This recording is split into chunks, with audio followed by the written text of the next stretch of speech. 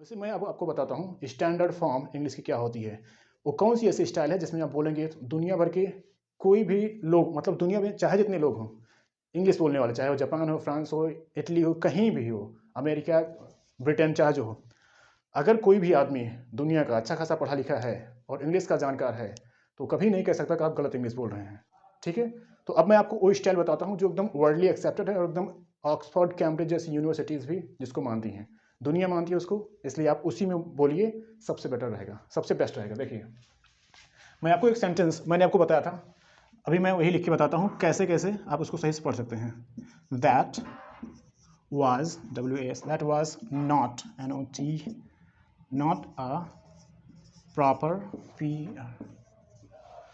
sorry actually,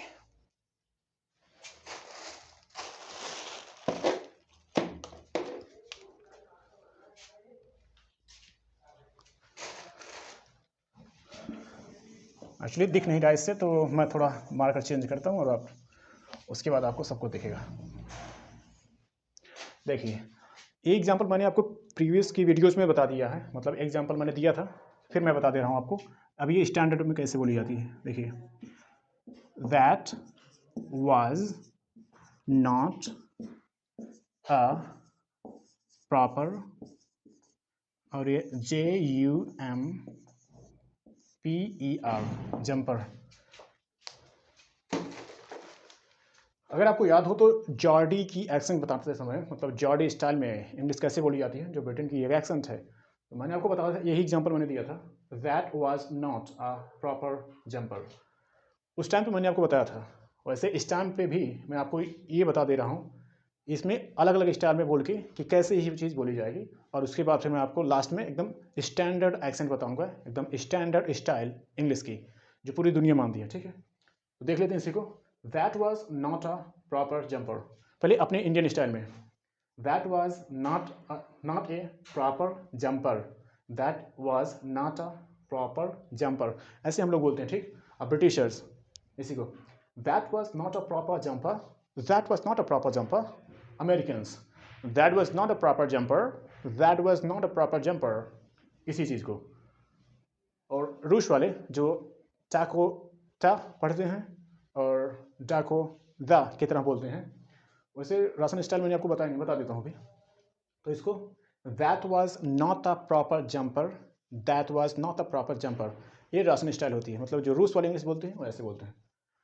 तो कुल मिला के इतना हो गया ना। और एक जॉर्डी स्टाइल में भी सुन लीजिए, दैट वाज नॉट अ, देखिए सेंटेंस एक ही है, मतलब लिखा एक ही लाइन है कुल मिला के इंग्लिश का, और इसी को बोलने की कितने स्टाइल्स हैं। दैट वाज नॉट अ, अगर आप कोई ऐसे बोलेगा तो आपको कैसे समझ में आएगा, अगर आप इंग्लिश मतलब ये सब नियम नहीं जानते हैं।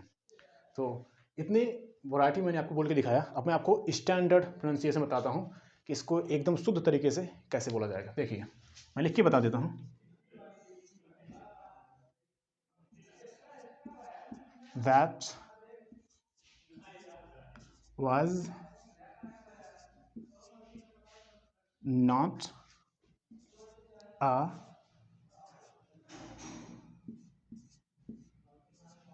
प्रॉपर, अरे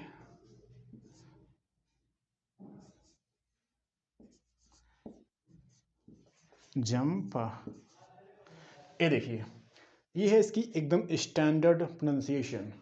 अगर आपको ये समझ में आता है, पहली बात तो ये जान लीजिए, ये जितने सिंबल्स का प्रयोग मैंने किया है, ये वाले, इसका फोनेटिक ट्रांसक्रिप्शन है ये, और ये एकदम स्टैंडर्ड प्रोनाउंसिएशन है इन सभी शब्दों का जो यहाँ पे दिए गए हैं। जैसे दैट को ये पढ़ा जाना है, वाज को ये पढ़ना है, नॉट को ये पढ़ना है, और ए को ए, ऐसे ऐसे करके ऐसा पढ़ना है। अब अगर आपको यही नहीं पता चलता कि मतलब ये सिंबल्स जो हैं इनका मतलब क्या होता है, तब तो आपके लिए बहुत ज़्यादा कठिन है ये समझ पाना कि इस किसी चीज़ को सही सही कैसे बोला जाता है एक्चुअली। और यहाँ पे देखिए, ये है, देखिए मैं बता दे रहा हूँ आपको एक चीज़, ये जो है इसका मतलब होता है द। और एक चीज़ और जान लीजिए, जो इंग्लिश का दा है वो हिंदी वाले दा से अलग होता है थोड़ा सा, जो स्टैंडर्ड इंग्लिश का दा है। देखिए, आपके दोनों दांतों के बीच में, ऊपर और नीचे के दांतों के बीच में जीभ होनी चाहिए और कुछ हवा मुंह से बाहर निकलनी चाहिए, तो ये होगा ज़। अब आप हिंदी वाला दा चाहे जैसे बोलते हो, लेकिन इंग्लिश वाला दा तो इंग्लिश के नियम के हिसाब से ही बोलना है, इसलिए ज़। तो ये बनेगा इंग्लिश का द, और ये जो बीच में लगा है ये ए का साउंड बनता है इससे, तो ये होगा दैट। ठीक, ये है डब्ल्यू तो आप जानते ही हैं, इससे वाह बनता है, लेकिन एक चीज़ याद रखिए, डब्ल्यू से जो वाह बनता है उसको बोलते समय हमारा मुंह गोल होना चाहिए ऐसे, वाह वाह। और जो वी से वाह बनता है, जैसे VAN वैन, या फिर VERY वेरी, उस टाइम पे हमारे ऊपर के जो दांत होते हैं उन नीचे के होठों पे होने चाहिए, लाइक इस तरह से। और एक वाइब्रेशन होती है, थोड़ा हवा मुंह से बाहर निकलती है ऐसे, ये होता है एकदम शुद्ध वी का उच्चारण। जो VAN वैन मतलब गाड़ी, जो उसमें आता है वी, वही वाला, तो उसको वी को वैसे बोला जाता है, और डब्ल्यू को वाह, एकदम मुंह खोल करके वाह, इस तरह से। तो याद रखिए इसको वाह ऐसे ही बोलना है। तो ये हो गया द, और ये वाह, और ये आधा आ के बराबर मैंने बताया था आपको, इसको बोला जाता है वैसे श्वा साउंड बोला जाता है, तो ये हो जाएगा वाज। अभी आधा ये और ये वाज, और ये नॉट, ये ना ही है, ये भी बड़े आ का साउंड लगभग आप मान के चलिए आ ऐसे बनता है, तो ये हो जाएगा नॉट, ये टी है वैसे। और उसके बाद ये भी एक स्वाही है कुल मिला के, इसी की तरह ये भी ये है, और ये PR से मतलब प्रा बनता है, और ये जो बीच में लिखा है यही वाला साउंड फिर से आ का साउंड, तो ये हो जाएगा प्रॉपर। और ये इतना जो लिखा है डी लिखा है, और ये 3 की तरह से, ये दोनों मिला के जा का साउंड बनता है।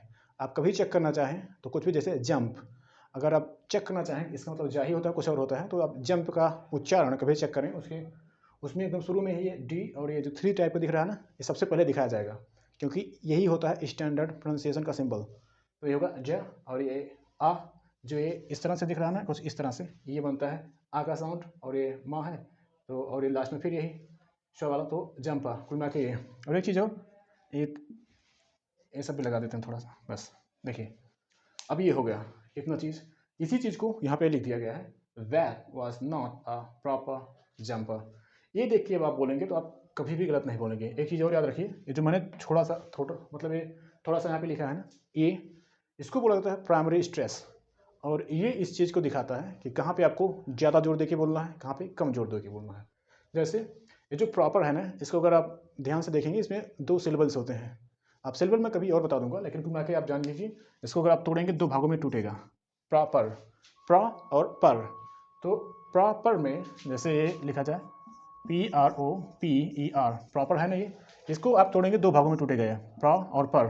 अब इन प्रॉपर में ये चीज़ जो लगा है ना, ये दिखाता है इसको जोर से बोलना है, इसको जोर से बोलना है। तो यहाँ पे तो पहले पे लगा है, इसका मतलब प्रॉपर में प्रा जोर से बोलना है और पर स्लो करके बोलना है। और याद रखिए, अगर आपने गलती से प्रा को स्लो करके बोल दिया और पर को जोर से बोल दिया, तब ये प्रोनाउंसिएशन गलत है। मतलब अगर आपने प्रॉपर इस तरह से बोल दिया तब ये गलत है, या आप प्रॉपर इस तरह से नहीं, प्रॉपर प्रॉपर मतलब पहले वाला जोर से, दूसरा वाला थोड़ा स्लो करके। और ठीक वही चीज़ इसमें भी है, जंपर। अगर आप जंपर को तोड़ेंगे तो उसमें भी 2 सिलेबल बनेंगे, और दूसरे में से मतलब दोनों में से पहले वाले को जोर से बोलना है, तो वो होगा जंपर। और जंपर का मतलब ऐसे ही होता है, जैसे आप जानते होंगे स्वेटर, तो स्वेटर को ही मतलब स्वेटर जो है वो अमेरिकन इंग्लिश का वर्ड है, और इसी को जंपर कहा जाता है ब्रिटिश इंग्लिश में। तो जंपर और स्वेटर बात एक ही है। तो ये सब समझ में आ गया आपको। अब मैं तो कुल मिला के इसको अब आपको जैसे पढ़ना है, ये एकदम सही सही कैसे होगा देखिए। इतना मैंने आपको बता दिया फोनेटिक ट्रांसक्रिप्शन ये कैसा होता है और कैसे काम करता है। तो देखिए इन सभी के साथ साथ एक चीज़ और होती है जो इसमें काम करती है। कुछ चीज़ ऐसे होते हैं जो इम्पॉर्टेंट होते हैं, जिसे कंटेंट वर्ड्स कहा जाता है, और एक होता है फंक्शन वर्ड। फंक्शन वर्ड्स वो होते हैं जो केवल एक सेंटेंस फॉर्मेशन के लिए सपोर्ट में लगाए जाते हैं, और कंटेंट वर्ड्स वो होते हैं जो हमेशा कुछ मीनिंग कंटेन करते हैं। जैसे प्रॉपर मतलब अच्छा, ठीक है, और ऐसे जंपर, और जंपर जैसे जंपर का मतलब स्वेटर, वही वाला। और फिर ये है नॉट, और यहाँ पे वाज, ये तो बस सपोर्ट के लिए लगाया गया है कि मतलब एक सेंटेंस कंप्लीट हो जाए बस। बाकी इसका वाज का मतलब क्या समझेंगे, कुछ नहीं। और इसे दैट लगा है, इसका भी कुछ खास मतलब नहीं होगा। तो नियम ये है कि जो कंटेंट वर्ड्स होते हैं उनको आपको थोड़ा जोर से बोलना होता है, और जो फंक्शन वर्ड्स होते हैं उनको थोड़ा स्लो करके बोलना है। तो फंक्शन वर्ड इसमें से कौन कौन सा है, एक है ये प्रॉपर, इसको आपसे जोर से बोलना है थोड़ा सा, नॉट यहाँ पे है इसको, और ये जंपर। तो नॉट ये एडवर्ब है, वैसे भी इसको जोर से बोलना है। प्रॉपर एडजेक्टिव है, इसको जोर से बोलना है। जंपर एक नाउन है, इसलिए इसको भी जोर से बोलना है। तो ठीक है, और ये प्रोनाउन है, इसको स्लो करके बोलना है, कोई ज़रूरत नहीं। तो कुल मिला के ये होगा, that was not a proper jumper, that was not a proper jumper, इस तरह से। लेकिन एक चीज़ याद रखिए, सेंटेंसेस को बोलने के लिए एक और नियम काम करता है और उसे कहा जाता है इंटोनेशन। मतलब ये कि किसी चीज़ को बोलने के लिए कहाँ पे आपको बहुत तेज़ बोलना है, कहाँ पे स्लो बोलना है, तो मैंने बता दिया। लेकिन उसमें भी एक इसके ऊपर से एक सिस्टम काम करता है। देखिए, कभी कभी ऐसे होता है कि सेंटेंसेस को आपको शुरू में स्लो करके बोलना है, लेकिन धीरे धीरे आपको तेज़ करना है आपकी आवाज़। कभी कभी क्या होगा, आपको तेज़ से बोलना है लेकिन लास्ट में जाते जाते स्लो कर देना है। तो ये कुछ इस तरह से हो जाएगा, शुरुआत आप जोर से बोल रहे हैं और लास्ट में आप स्लो कर दे रहे हैं ले जाके।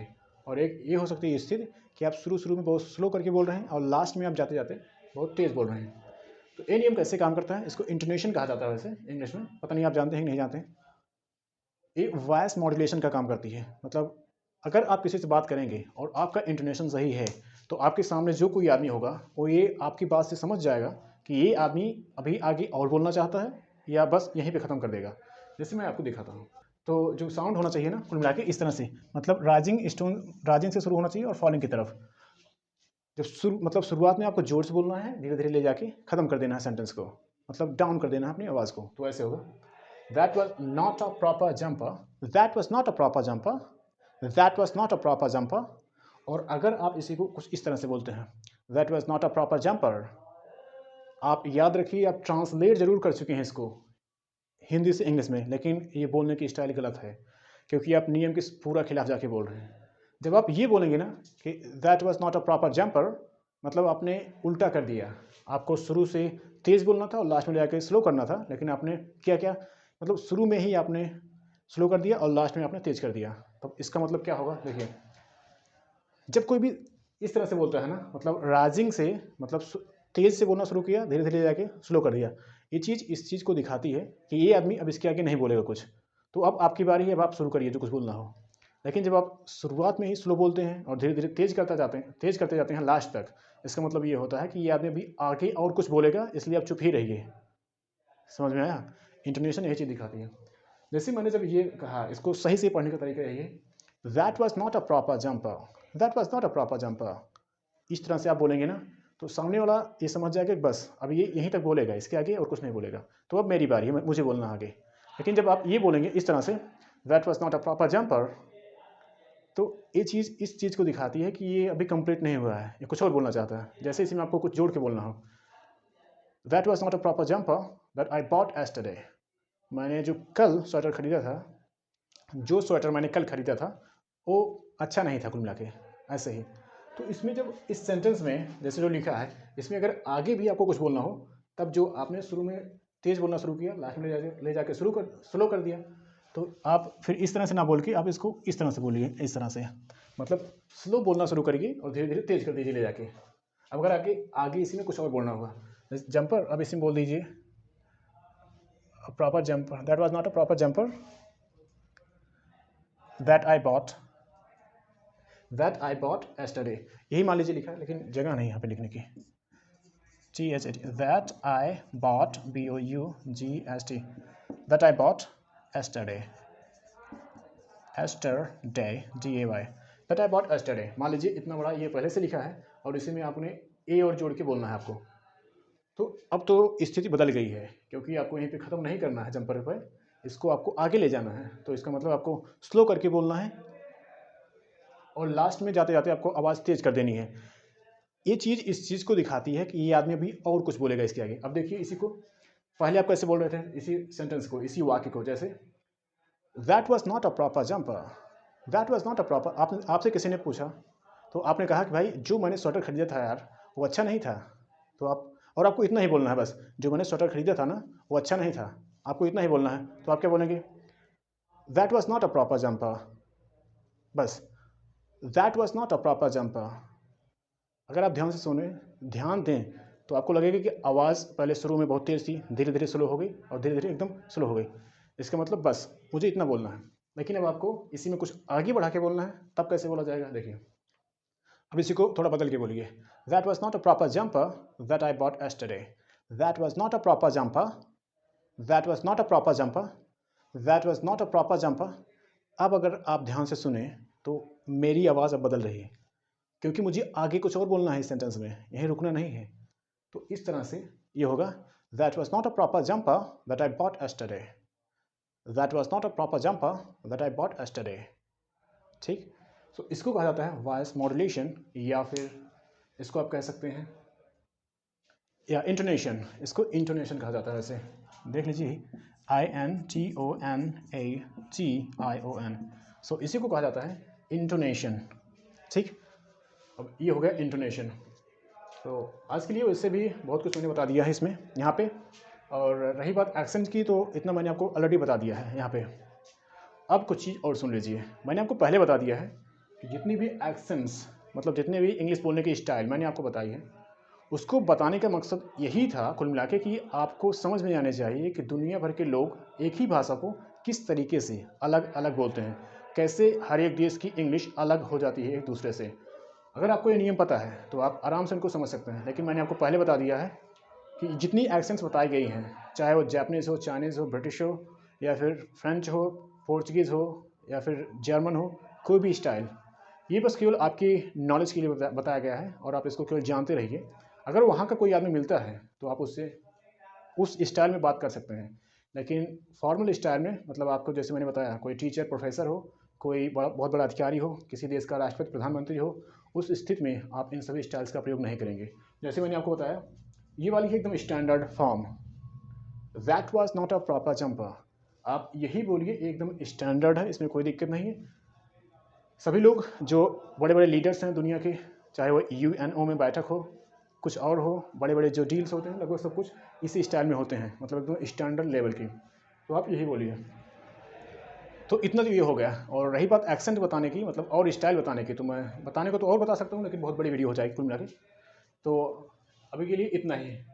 लेकिन हाँ, एक इंपॉर्टेंट चीज़ ये है, जैसे मैंने आपको जो चीज़ें बताई हैं, जैसे स्पेन वाले कैसे बोलते हैं, फ्रांस वाले कैसे बोलते हैं इंग्लिश, और उनमें कैसे कैसे एक दूसरे से अलग होती हैं, दुनिया भर की कोरिया वाले कैसे बोलते हैं, चाइना वाले, तो ये सब जो मैंने आपको बताया है, एक चीज़ याद रखिए, आपके दिमाग में क्वेश्चन आ रहा होगा वैसे कि आपने इतना जो लगभग 20-21 स्टाइल बताई है इंग्लिश बोलने की, ये सब आपने कहाँ से सीखी है?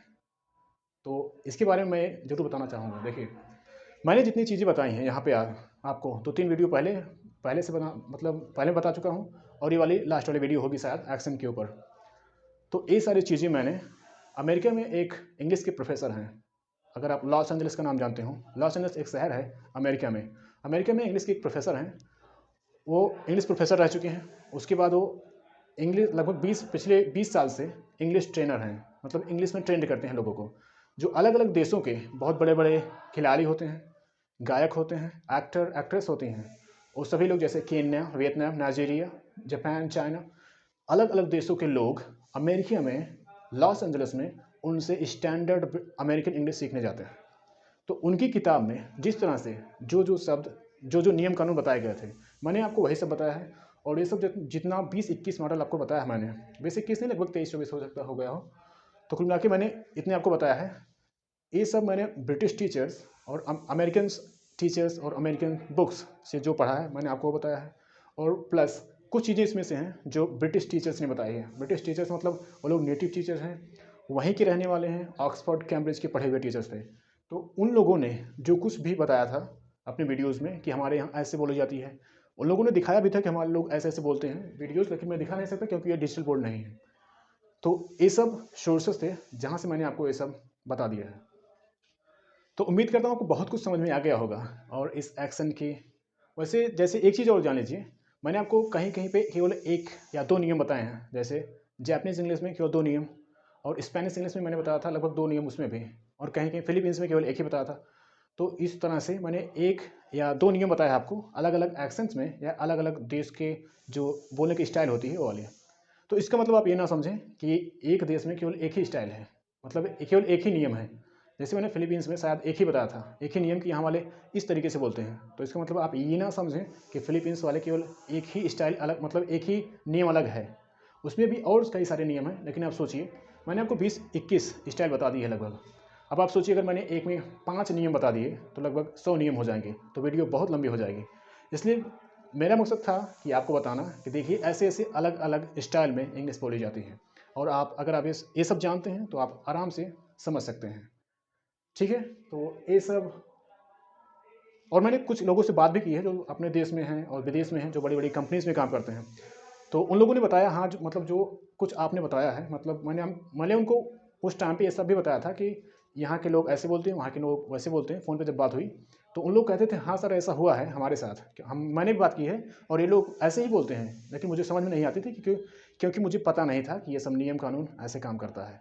तो ठीक है, आज की वीडियो शायद यहीं तक। और कभी अगर टाइम मिला तो इन सभी एक्शंस को गहराई से काफ़ी बता देंगे।